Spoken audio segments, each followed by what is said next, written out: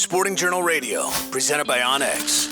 All right, we're joined now by Erik Osberg from Otter Tail Lakes Country to talk about summer in one of the counties in the state that's got just a bazillion lakes. I counted them, Erik, last time I drove through there. It was 1 bazillion lakes that are in Otter Tail Lakes Country. And I'll tell you what, where I was just at up in Canada, I wanted to swim because it was warm, it was hot, but water temps were like 60 degrees. And so I didn't do a whole lot of swimming. But man, and I missed that beach on Dead Lake where I was at Sunset Bay last year for the opener, a beautiful long sand beach. There was a volleyball net out there. You could play volleyball in the water on that beach. I was dreaming of that beach to do some swimming here this last couple of weeks because it's been hot everywhere lately. Yeah, if you're looking to have fun in the water, not necessarily on the water fun, but in the water fun, I think Otter Tail County and our plethora of resorts offer a lot of good opportunities. My family actually at this moment, they're at a beach at East Silent Lake Resort, and they have, a water slide. They got a water trampoline. They've got like a little obstacle course. So there's a lot of beaches at a lot of resorts with a lot of water toys. Barkey's Resort on Otter Tail Lake, you can rent jet skis, and this isn't the only one.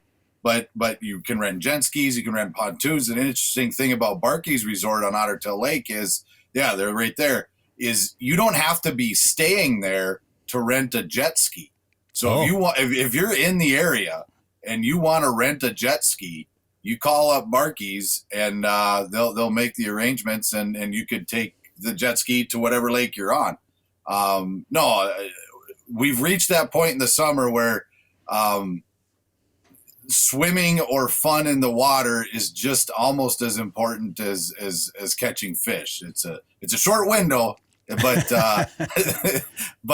keeping the kiddos entertained in the water is a big activity right now. Of course. And, a lot of people are taking fishing trips and they're bringing the whole family. So you try to catch some fish. Maybe that's even just going out for bluegills and sunfish, getting them a few fish. But especially if you got young kids along, what do they say? If you bring young kids, you always have to have one thing in your boat, and that's snacks. Yeah. Right? Snacks. And then something to keep them entertained, and having a nice place to do some swimming is important. And you guys are full of places like that in Otter Tail Lakes Country, aren't you? Yeah, and there's just some public beaches too. Like Battle Lake has a really nice public beach. Vergas has a really nice public beach. Eagle Lake, which is on the southern part of Otter Tail County, kind of in the Clitheroe area, there's a nice public beach. So if you do some research and take a look around, even if you're not at a resort, there's plenty of places where you could take a dip, take a swim, and cool off. So speaking of bringing kids on trips, obviously Willie's no stranger to tagging along with you on fishing in a lot of different places, but he's getting a little bit older now, and he went off and experienced his own trip recently, Erik. He did, and I'm super jealous. So I filmed a story for Minnesota Bound. I think it was in 2016 is when I filmed the story. And it's a place called Camp Voyageur, and it's designed as a place where kids can grow up a little bit. And so he was on a peninsula in Ely, Minnesota. There you go. You got it, Dan. He was on this peninsula for a month. And it was a little more hardcore and I knew it was going to be hardcore, but when he got back, and there you don't have to play it, but there's the video I shot for Minnesota Bound. Yeah. So he had 2 big trips, so that, they spend a week in camp kind of learning the different things. And then they went out on a trip, round 1 trip. And that first trip was 5 days and out on the trail. Right. And it's a bunch of kids and a camp counselor. And then they come back.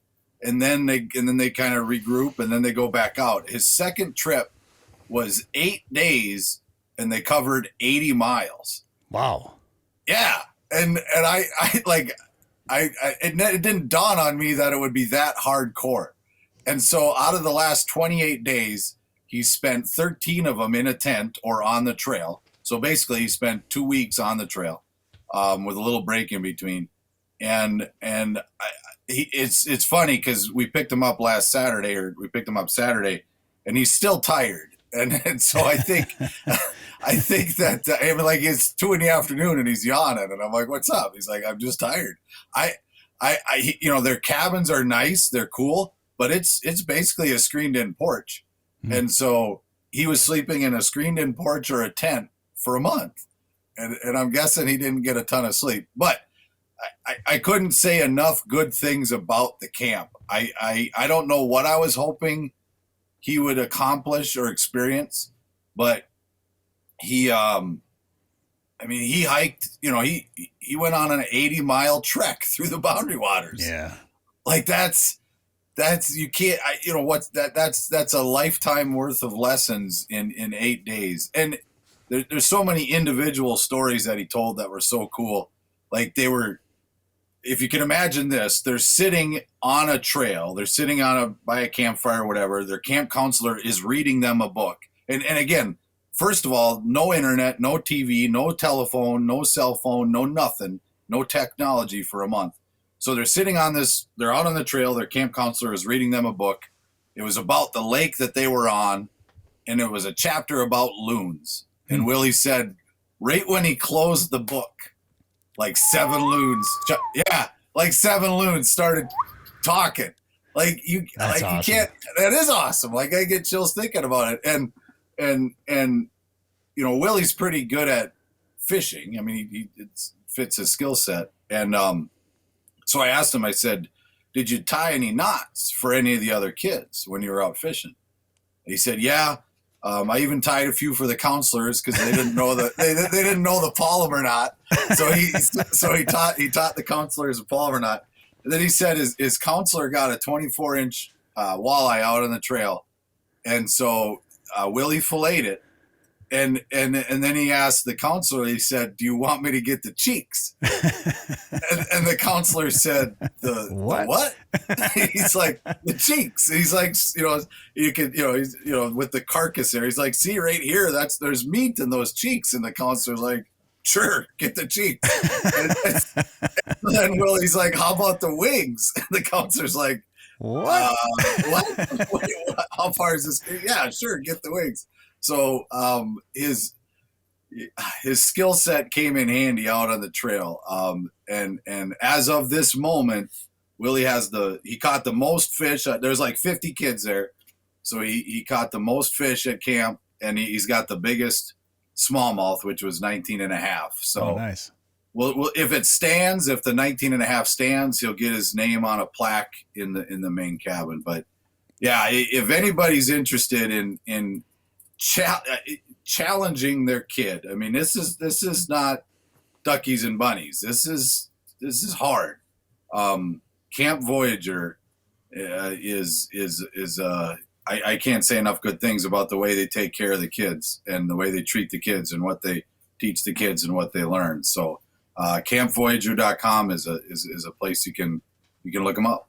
That's very cool. And 80 days or 80 miles in 8 days, is that what you said? So they're going 10 miles. And where do they have time to fish? Paddling. They're paddling and tenting, right? So they're paddling 10 miles a day? They fished a lot off from shore. So they would get to where they wanted to be, and I have no idea what course or path they were on. But they caught a lot of fish from their campsites.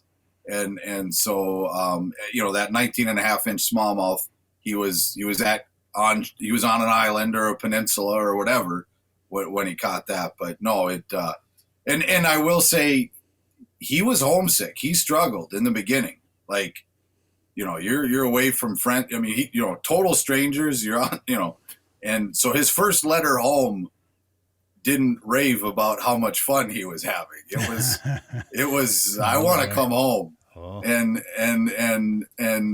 again, without that communication, like it was hard on us as parents. Like we couldn't call him, we couldn't text him, we could, whatever. It's just, you're like, I hope he makes it. But but when we got there to pick him up, he was his normal bubbly self, just yappity yap telling stories, and I was there with the counselors, and And I'm like, was he like this the whole time? Was he this happy, or is it just because we're here? And they're like, when he got back from that first trip, like once he went out and came back, then he was like this. And then it's been bubbly, chatty story Willie ever since. So, and this would have been probably his first time away from home, especially for that length of time, right?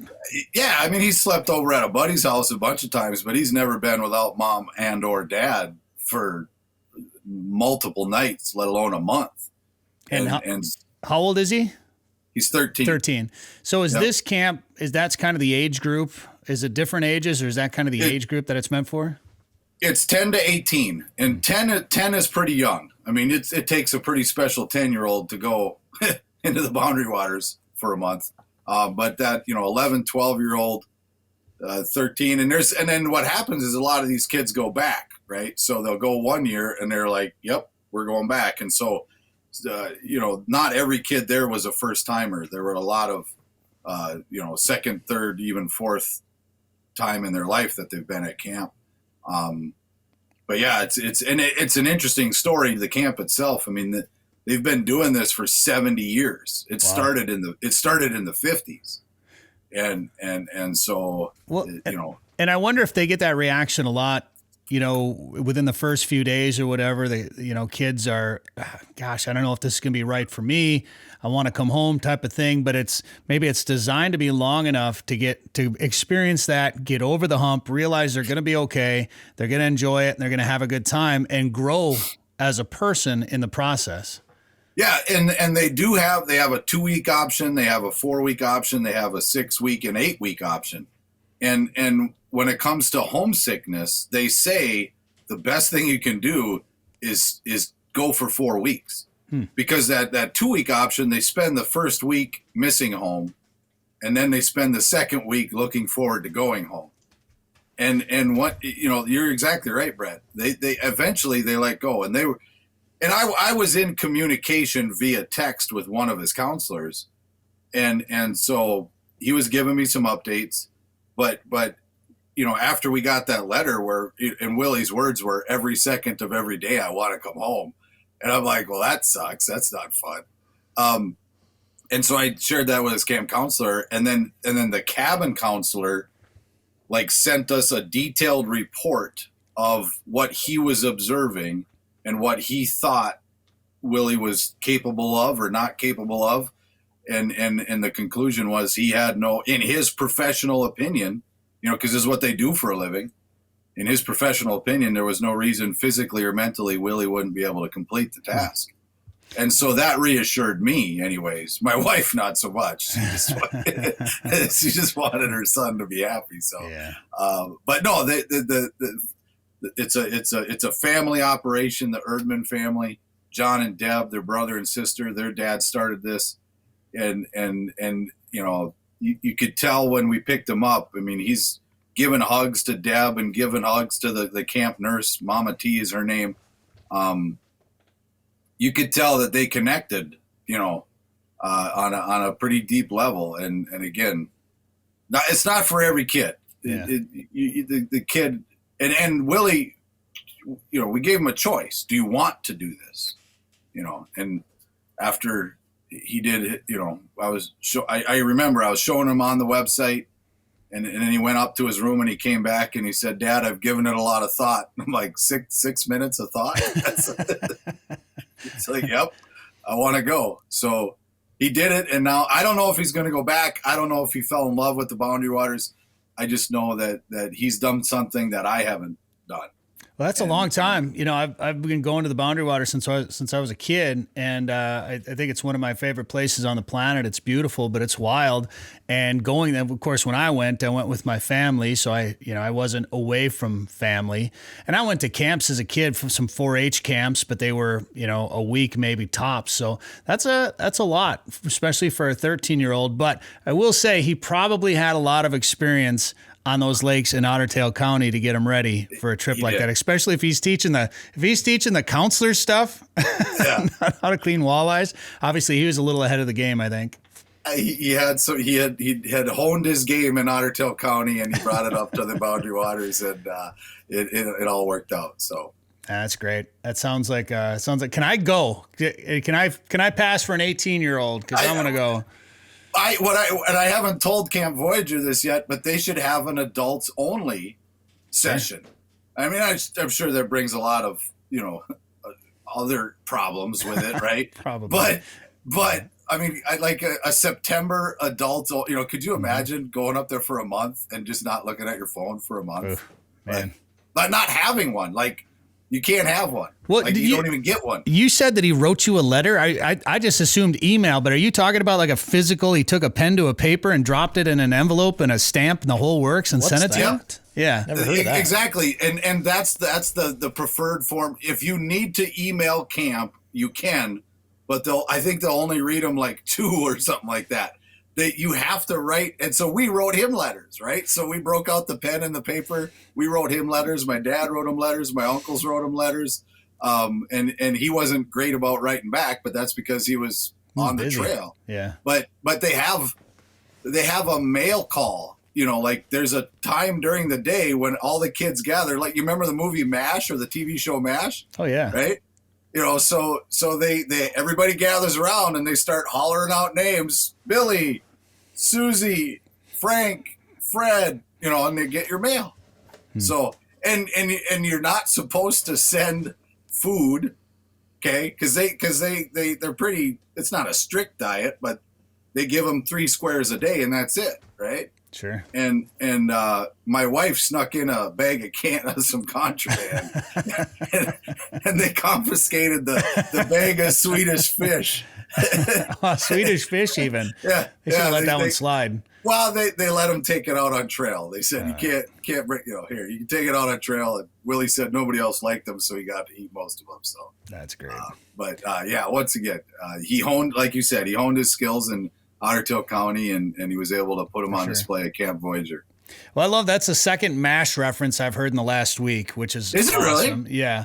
And then man, tell me, okay, this is an in-depth question. We like to get in-depth and ask the detailed, hard-hitting, important questions here on Sporting Journal Radio, but how was it writing a letter? Because I notice now when I have to actually handwrite something out, like my handwriting wasn't great to begin with, but trying to write something now, let alone try to write it in cursive or something like that, it's brutal. Like it's painful.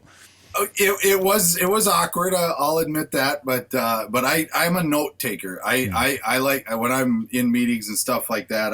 I take notes. I write things down on paper. Just I like to memorialize stuff on paper. So it wasn't completely out of my element, but yeah. Well, it's nice that you have paper. Like I take some notes too, but it ends up being on mail, like junk mail envelopes. Right. That's scratch paper that I got lying around. Oh, don't kid yourself. I got plenty of envelopes sitting next to me with notes written on it for sure. Well, then why be wasteful, right? Right. All right. Well, that sounds great, man. Tell Willie congrats for making it through it and teaching some of the other people there a few of the tips and tricks for filleting walleye, cheeks and wings, of course. And Erik, if people want to come up and do a family vacation in Otter Tail Lakes Country, what should they do? They should go find their inner otter at ottertaillakescountry.com. Hear more at sportingjournalradio.com or wherever you get podcasts. Did you know there are more than 1,000 lakes in Otter Tail County? Yep, and I'm going to fish as many as I can. I'm an outdoorsy otter. Nothing beats a full day of fishing for me.